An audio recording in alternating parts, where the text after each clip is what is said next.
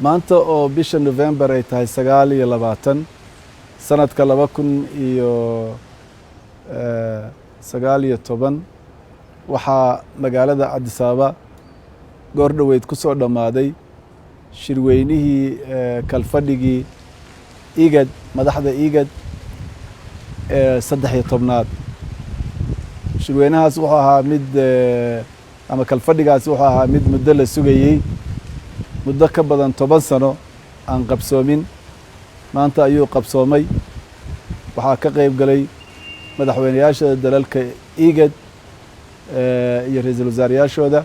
oo ka mid yihiin madaxweynaha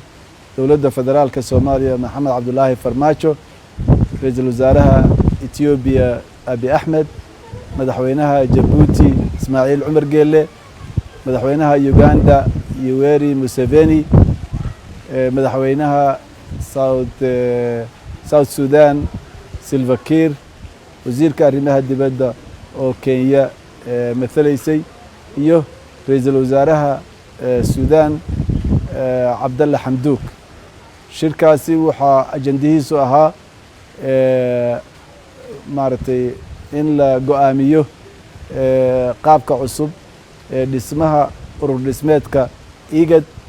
oo la ogolaaday iyo in xeer cusub oo ay leedahay IGAD la sameeyo kaas oo dib loo dhigay wada hadallo dheeraada u baahday waxaa kaloo meesha looga hadlayay in gudoominta shirka iyadana la doorto taasoo awal ay ahayd Ethiopia 10 sano la soo dhaafay laakiin maanta la go'aansaday madaxda isku raaceen in gudoonka shirka IGAD ay la wareegaan dalka Sudan shirkaasi guul buu ku soo dhamaaday